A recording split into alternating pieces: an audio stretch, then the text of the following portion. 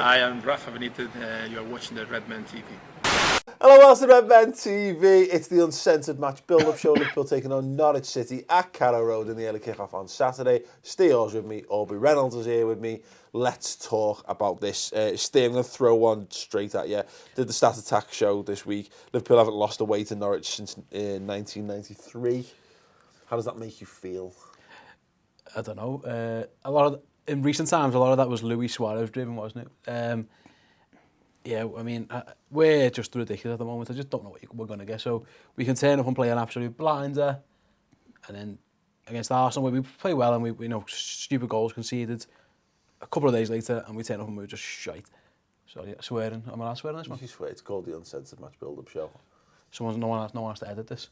That's fine. Maybe someone will eventually. Beep. We'll let that be there. We'll let that be there. They cross the bear. So it's like I go into every Liverpool game now not knowing what to expect, and it's dead weird. Yeah. So if we turned up and got beat 1-0 and we're crap, we'd kind of all go, I'm not that surprised.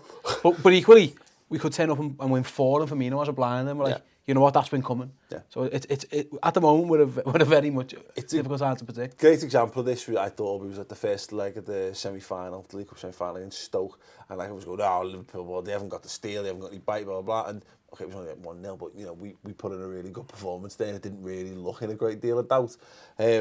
Steve's dead right there. We looked at, remember December?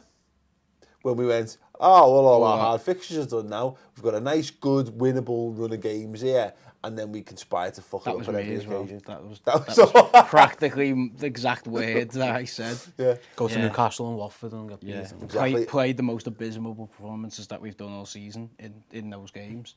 Yeah, literally, it's a cliche. It's becoming a cliche. The league is actually this cliche. It's not just Liverpool, but all 3 results I'm expecting at the weekend, in any sort of, you catch me, any sort of injury news. I'm 1 minute away from being elated because they could go, do you know what, Coutinho's just passed the fitness test, he's going to start against Norwich, and I'll be like, right, okay, we'll have that extra, or Firmino's just pulled the hamstring, and I'll be like, oh fuck, this is going to be terrible. This is going to be the worst Saturday morning ever, because we could go there, and again, obviously every club could go to any game and win, draw or lose, but none more so than us at the moment. Because you said, equally we could go there and get beat 1-0, and you're like, we could go there and win 4-0 or probably more 4-1, 5-1. We're going to concede, but and we'd play blinder. But also you could see like a sort of ground out. We were slightly the better team, but they played us 1-1 draw, exactly like they played us at our home, and literally. You don't know. I'm never betting on Liverpool. Definitely not at the moment, because you just could never predict what type of shift, what type of performance, and what result you're going to get. And it's not even like we change players loads, and then that's what affects us. The same team could do, but it's mainly just because of the. Unless they're injured, because of hamstrings. It's just weird. It's weird at the moment. I don't know whether it's a motivation thing, a fatigue thing. I don't understand it, but we can go from just being amazing and slightly unlucky in times to being just absolutely terrible. So it's weird, isn't it? Because we've said this, and this is the remnants of the Brendan Rodgers era as well, is that we have the ability to dominate a match and concede a goal out the blue, out of absolutely nothing. And all it is that someone kicks the ball out the wrong way, it goes out for a corner or a throw-in or a fucking bounce ball, anything. Pick a type of set piece, and we're in trouble.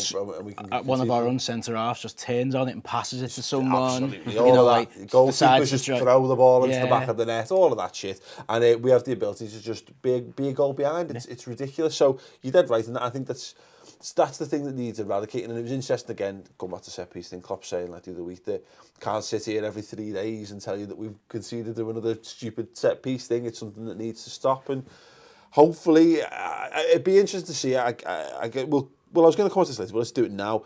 Are there any solution to that, you think, within the squad? Set pieces? Is it just a case of lashing Corker in and being slightly better in the air? It's an option, isn't it? It's certainly an option. Goalie change, maybe, to see what that, it's not going to happen, but maybe see what, he could have a look at, he's not going to, it's an option to see what, if you don't think your goalie's good at crosses, you'd either coach him up or don't pick him. Yeah.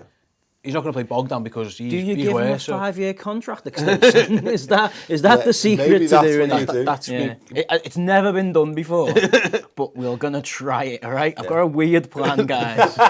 Fucking Ian A just wanted. He's not even bidding on Alex Teixeira. He's just gone on holiday, hasn't he, to Florida to get some sun. Yeah. So I mean, Corker in the air is an option, but then he's not really good on the floor at times. I mean, we Daniel Sturridge taught him a new one, which can happen because Daniel Sturridge is great. But so yeah, I mean, it's hard, Paul. Unless like I say, when you're playing as many games as we are, and we know how much games we're playing because the content we have to produce on our various platforms, it's bloody constant. As Chris pointed out, 2.1 days, 2.9 days rest between games, which makes Liverpool the most overworked team, which makes us the most overworked fan channel. There you go, and. You know, most overworked Read. Honestly, I've got loads. So we know of the Read website. So we know that there's how do you train? How do you work on like this? How can you get on the training pitch and just work on your set pieces when you are preparing for a game, resting, recuperating, playing, recovery, travel, and that's really. Well, he said that Klopp against it a few weeks ago. They said, "Oh, is it your training methods?" He said, "We're not training. We're not training. We're just recovering. Yeah. We're just literally recovering." Which is games. That being said, the vast majority of these players have had a normal time off between 2 games of football because the amount of change we made for Exeter. Yeah, and again, the best performance I think we've played as an actual team, even though the goals didn't come, was the Stoke first leg. We were solid in defence. Yeah. And we looked great. You know, there was some moments there that the passing was there. And to be fair, Lovren went out, didn't he? Yeah. And we were defending okay, and said it numerous times, I've never been his biggest fan, but he's played well this season. Yeah, when he's under Klopp, he definitely has. Yeah. So basically, that Stoke performance was really good because the first team had that gap because the kids played. So we actually are in that position again. So we could potentially have our better performance. It's not where they've played 2 days before and then they go to Watford and they just look dire because it's the same walking wounded, but with probably 2 more actual wounded players pulling them in. An interesting thing on the Corker thing is he's swapping out someone who's already tall. So it doesn't actually increase the height of the team. You know, Corker's going to come in for another centre half. So, unless it's Colo. He's still 5'11". That's not tall. But what I mean is he's still taller than the 2 5'6" lads on the fullbacks next to him. So you're swapping Lovren, Skirtle, Corker's covering that. But I don't think our issue of set pieces, I don't think it's been off height. It's just been off being stupid. So Lallana not doing his job on the near post. Yeah. The goalie at Exeter and it was different. Bogdan just not saving the ball, dropping the ball at Watford and stuff like that. They're not. I don't think it's a height issue. I just think it's an organ. We look unorganised, and partly that is that. No matter what you say, I know we can't train much. That's partly on the manager because you should at least fix it. I think there is a height issue there. But there is statistically. But that Tompkins Time article which basically we are short. Says if we play a team that's shorter than us or the same height, we get 2.7 points or something like that. So it's practically close to a win. If we play a team who's taller than us, we're on like 0.7. So we're only getting a draw. It's definitely an issue. If you've got 2 fullbacks who are 5'6", 5'7", for the best will of intention, you know, they're going up against a 6-foot man. They're always going to win that ball, and it's leading to that. My hope with Norwich is that there's a reason they're 2 points off the drop zone. They're not that good. They're not that good. Yeah. The fact is, to be fair, they've only scored 1 less goal than us this season, which shows you our biggest concern. They've conceded 10 more. So again, as you'd expect for a team therefore to be down there. I'm just hoping that they're not like a park the bus team, which they're not. They'll play a bit of footy, but they're also then hopefully not a canny enough team to have like the Allardyce marginal gains kind of have a be really wicked at set pieces, that kind of stuff. Because if they were, I think they'd be a bit higher up the table than they are. And hopefully Norwich are the perfect team to just blur across a load of stools, which no one's ever used as an expression before. So if you haven't been on Redmen TV before, welcome. This is how we roll. Hopefully they just are so just nothing that we can be a good game for us theoretically to just get a bit of confidence up, get a few goals. I suppose they've made quite a few signings. I think they made 4, and then they made Jarvis a permanent signing. So is he going to throw them all in at once? Or does Naismith play? It's Pinto, isn't it, and a closer at centre half. So does you just throw them all in? In which case, it goes one or two ways, doesn't it? Either G everyone up and they have an instant impact, or it looks a bit unsettled and a bit Carling Cup teamy where you've got lads who don't really know each other. Yeah. We need to start bullying teams like this, though, Steve. We need to, well, you know what, we should go to, no, and I don't mean to disrespect a lot of, because I know fans of other opposition teams, but Liverpool should go to Norwich and win. They just should, and you should just turn up and win. It doesn't always happen like that, and like, for example, City might go somewhere and lose, but they should always walk in and the fans should go, yeah, we're going to win this. Yeah. Like we were under a couple of years ago. We went somewhere and we always thought, and if we didn't win, it was kind of a surprise. Yeah. This isn't, we're not in that frame of mind, so for the injuries, for the form, for 10 different reasons, we're all a bit down on Liverpool at the moment, pessimistic, and that translates around the club. It's like it's a vicious circle. So I'm optimistic, Steve. I've chosen happiness. I said this on the show the other week. You know what, mate? I appreciate and I love you for that. Personally, I'm always glass half full. I just can't. It's kind of like a bit. It's a shrug your shoulders job, isn't it? And you think, well, what will be in here. And if we play well, we'll win. We might not play well, and I don't think we're good enough to play crap and win. So we're going to have to perform, and we can play really well and not win. We've done that a lot as well. Like, we just need and we just need our best players to fucking perform to the best of their ability and score some goals. And I know that sounds incredibly simplistic, but you know, Firmino's good enough to score goals. Henderson's good enough to score goals. I think Emre Can's got a goal in him. Adam Lallana should score more fucking goals. You know, Jordan Ibe. You know, I think people went one way or the other on him against Exeter with a bit removed from it. You know, he got into promising positions and a good shot. I thought he could have scored a goal in that game. He has got a shot on him. He has got a goal in him. It's about time that we stop just wanking about and just stuck the ball in the back of the net, like, you know. It helps. And these are the games now where there's no more room for error, because the simple fact is we had December when we should have been winning. We did well in that spell of away games against the big teams at the start of the season. We handled ourselves admirably across that. Then you got games you're meant to be winning, and we fucked that up. And then we've turned the corner, got into the second half of the season, and we've taken a point from 6 against Arsenal and Manchester United, when we were looking at going, okay, we're at home. This is a big opportunity for us. Exactly. You know, so this is it now. You know, I say this, Norwich away, we win it. We win at Carrow Road. That's what we do. Go and do it. Go and do it. Just go and do it and score a goal or two along the way. The only problem is, I guess, at the minute, is that it is so dependent upon Firmino. I think we've said this on other shows already. If he's the guy who's playing centre forward, he's the only guy who looks remotely like getting a goal at times. And if he's not playing well, then we don't really have a vast, you know, it's a putting Benteke job on, and that's not working either. Don't forget about Plan C, Corker up front. Yes. Yeah, you're right. Again, without Joey Allen knockdowns. Without trying to be too positive, and without trying to like. No, be too positive. We need it. Yeah, no, because I've not got it in me. Have you seen us play recently? No. Without trying to be too positive and without trying to like let him off the hook, Henderson could have had 4 against United. So hopefully he's still coming back from fitness. Yeah. Hopefully that game plan works. You know, Firmino pulling out. Lallana heads that ball. They've not got the hair in goal. Yeah. So we are up against worse players than we were the other day. Henderson puts 1 or 2 of them in, and it's a 3-0, 4-0 lead, and you're suddenly like, wow, we just outplayed that team. So it's not too far off. There are like the green shoots of it possibly working. Absolutely, yeah. But then, rightfully, every time I've sat here on one of these couches and thought that, we go and turn in a Watford or a Newcastle performance, and that's what definitely needs to get nipped in the bud, because ultimately. You used it on another show, you used it on the sub show, but it's a recce this year for Klopp, and he's got the longest recce any football manager had, because he come in so early into it, and he's learning so much about these players. But as Liverpool fans, we don't like hearing another season wrote off.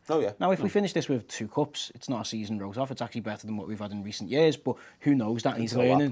He's learning about those players. But let's just win. Let's just start winning some games and let the goals sort themselves out later on. The good thing about this to some extent is, I think you're right. There's a lot of there's pressure on the players, but I think in a good sense now, because particularly the Exeter performance. Listen, it's a League 2 side. You should be beating them. Even your kids should be beating them, to be fair. But I think there's a few players there who've made themselves an option, and there's going to come a point now where I think he will. If people aren't delivering, we'll start to see more of them getting thrown in, because if they've got the right heart, the right desire, they might actually have a slightly better physical presence. The first one for me is Joe Allen. Yeah. And I just had some tweets. He doesn't fit the physical presence thing that Not I was so just saying there, but yeah. But in a way, he does. Not physically as in stature, but in terms of his effort and his work. And I remember I was watching the game yesterday and I sent a few tweets and I said, I remember him playing as a 10 under Rodgers at Zenit and he played really well. Yeah. And Klopp in the last couple of games, he's pushed him up the pitch a bit, hasn't he? So yesterday it was Stewart and Brannigan kind of sat and then Alan was kind of trying to join in. That's an option because, as Milner and Henderson come back. Milner to an extent, they're not impacting games as much as you'd want them to. You could easily say to Joe Allen, you go and you play up there, and he presses, he works, he scored a couple of goals. But it's not a case of Joe Allen's a great player because we don't think he is. But he's a player in form. He scored a couple of 2 goals and got an assist or 2 in his recent outings. So he should be. Well, we were discussing this walking back to the car, and we were saying Joe Allen's because we go Joe Allen's fine. He's not good enough because ultimately he's not good enough. Oh, hang on. No, he scored an important goal against Arsenal. He set the goal up against Stoke. He scored again against Exeter in the Cup. So actually, he's got more end product than any of the other fucking players that we've got who are supposedly the better players than Joe Allen. So you're dead right. He's advanced up the pitch, which, like you mentioned, he's physically limited. If you play him holding or sitting there, he will get bullied at times and he will get out muscled. But where he played in the last couple of games, he's a very clever footballer. He's always in space. He moves and stuff. Yeah. So it could be a case of I don't think you're as good a player as X, but you're doing a job for us and you're more consistent. It might be a case of putting him in. It could give someone a kick up the arse, couldn't it? Yeah. Well, let's be honest. If you're playing defence midfield and you're getting bullied, then you're leaving a free run on your defence. If you're playing attacking midfield and you get bullied, probably going to get a free kick. Yeah. You might, you lose possession. So what? If attack breaks down, you might pick up a free kick. You might just get a toe on something. You know what I mean? You might drag someone out of position. So yeah, it's an interesting one. The problem is ultimately with Alan, because I remember him doing this. He came on there on Norwich against Southampton as well at Anfield. I think we drew that game, but he looked tidy. But we've seen too many times where Joe Allen strides into the box and misses things that you should be putting away. But I think you're right. At the minute, he's scoring more goals than Emre Can. He's scoring more goals than James Milner. He's scoring more goals than Adam Lallana. So why are these guys being preferred? And I get it because, as you say, it's a status thing. He's this big.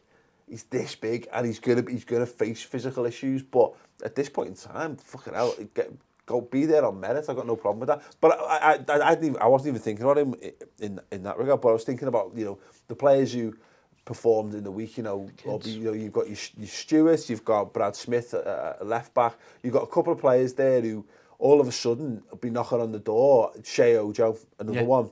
Him in particular because he fits the physical. He should be on our bench every week. I absolutely agree with that. Definitely. Well, let's do the other one who was more first teamy. Flanagan's back. Now it's possibly a game too soon for him. Absolutely. But in 2 weeks' time, we're going to have a right back alternative or a full back alternative, which we haven't had for a while. With a little bit more height. Which is good. And, he looked great. He came on and he started probably just flying purely on adrenaline and loving it. He'll be in bits today. Yeah. But he did look good, and one of the best things he did was he came on and he screamed at Enrique and Laurie in the first 30 seconds, told them to get the shape better and they listened. And there was that, I think it was BBC Radio Merseyside, as we were driving to the match, they read an excerpt out of Suarez's biography, which he basically went, they've got a new character there, he's a limited footballer, and you're like, oh, thanks, slap and tickle compliment there, Louis. But he's a narc and he shouts at people and he loves the club. And this is the most important part, is he says he knows his limitations, but he's the kind of player who will gain every last ounce of talent that he has got and he will wring it out of himself. So you've got that, and then I was massively impressed. Stewart wasn't really on my radar before the first Exeter game. I knew he'd gone out on loan to Swindon. That was about it. And I thought he was good in the first Exeter game, and I thought he outshone Brannigan, who's had games for us, so I was a bit surprised by that. He was my man of the match yesterday. I thought the only issue with Kev Stewart is every so often he'll do something stupid. Yeah, and he had one sideways pass. Joe Allen he should have been. I don't know why we never got yellow carded, because he just played a stupid pass and was done. And he's got that in him. To be fair to me, he's got it. And Exeter at home, you get away with it. Yeah. You might not get away with it. But I think Teixeira might be knocking close.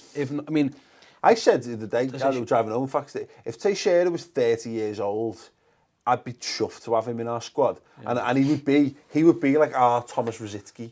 You know what I mean? Like, he'd just come in for games like this and you'd be like, yes, go ahead, let's see him. But for some, it's the fact that he's just, I mean, he's probably like 23, but he's pretty much Coutinho's age, isn't he? Which is mad. But for some reason, it's not quite there for him. But two big performances in the cup. The good thing about Jurgen is, I think anyway, he won't be scared by ego of players because at the end of the day, he didn't buy them, so he doesn't have to keep playing. They've got to prove themselves to Lallana, if Lallana got dropped, I like Lallana. I'm unashamedly, I'm not going to deny it, but he's been poor.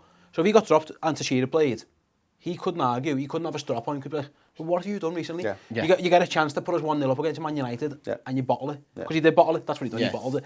So you're not playing. This lad come on the other day and he played well, albeit extra. I'm giving him a chance.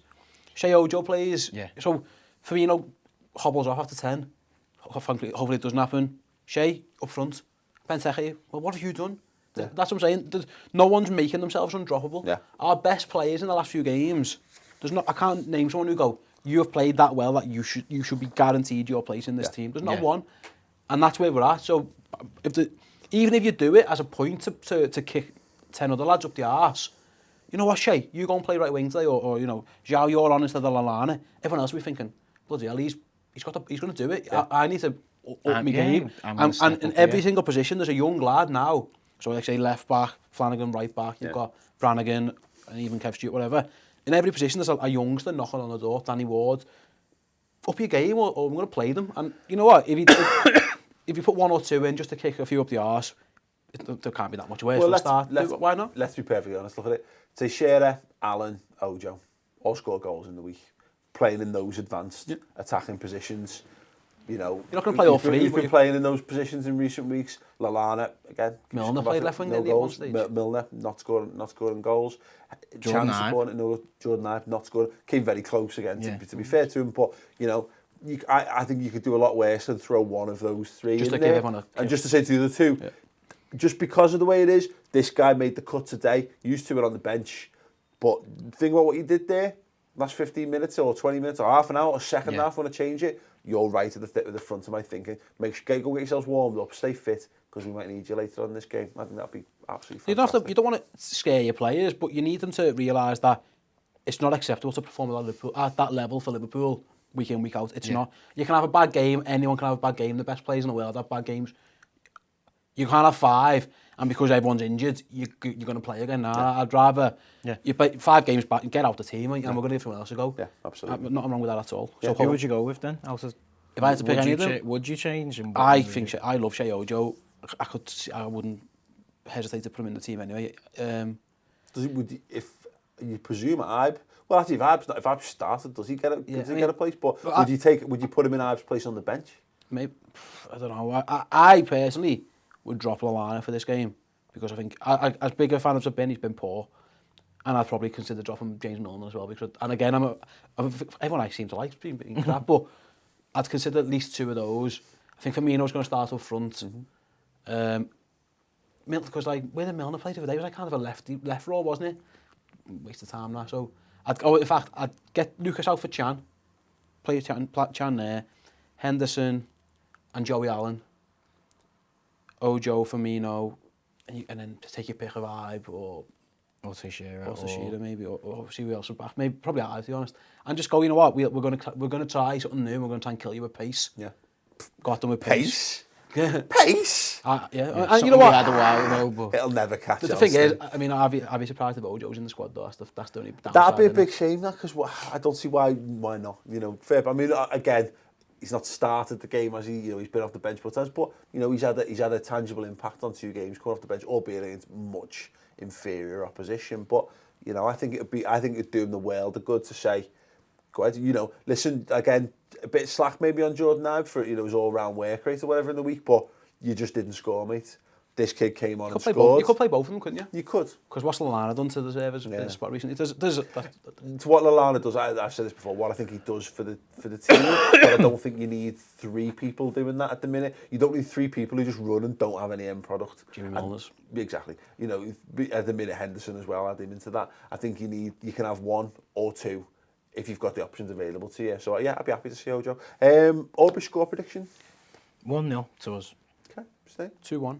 Ooh, I've gone for 2-0 across platforms because I think this is a game we should just win, but I don't think we're good enough to really win it really well. So there you go. Our goalies in goals, that's where the ones come Oh, from. look, I said this, I didn't say this on the show, we said this off camera. I was really impressed with how Mignolet carried himself in the Exeter game, and it's a little thing that wouldn't have been picked up on the telly, but like before the game he went up to all the kids and was talking to them, and then post-match he was going around and he was making a point of like going to the cop and being like, it was just literally, he was walking a bit taller and his chest was a bit broader. It's little things sometimes that, you know, I'm gonna, because he's just signed a new contract, I see no point in getting fucking and crying about it. It's done. It is. I'm gonna choose, like we've done with Dejan Lovren. Give him a chance. I'm going to wipe the slate clean with Simon Mignolet. He's got between now and the end of the season to prove himself to me. You're watching, Simon. You're watching. Because I still recall, you know, when he came back into the team this time last year, I was saying in like the February, March, you wouldn't need to swap him because he was as good as anything I'd seen in terms of a Liverpool goalkeeper for that period. Dominant to the box, distribution was good, shot stopping. If he gets back to that, fine. And if he feels, if what he needed was just that security, say, no mate, don't look at you, then let's he can't fucking there. But no, hopefully, no John Ruddy, hopefully Declan Rudd is just garbage. Wouldn't that be nice if a backup goalkeeper was dreadful against us? So yeah, let me know your score predictions in the comments section underneath. Give this video a thumbs up. Subscribe to the YouTube channel, all those things. And look, it sounds like a lot of things, but you're bright, intelligent people. I think you can handle all of them. It's Give a it a couple thumb. of clicks. Subscribe. Yeah? I think so. I mean, it's your channel. Yeah. You point as well. You point as well. There. I was pointing. So yeah, do all that, and also go check out redmentv.com for Transfer Weekly. We've been discussing Alex Teixeira, Alvaro Morata, Shane Long, and Brendan Rodgers' comments on the transfer committee and a whole lot more. Massive show, completely free for a month. Check it out. It's boss. Guys, thank you very much. Pleasure. See you soon. Hello Redmen TV fans, my name is Jack Reeve coming over from Talk Norwich City today. The guys at Redmen TV have asked me to do my top 5 reasons why Norwich will beat Liverpool this weekend.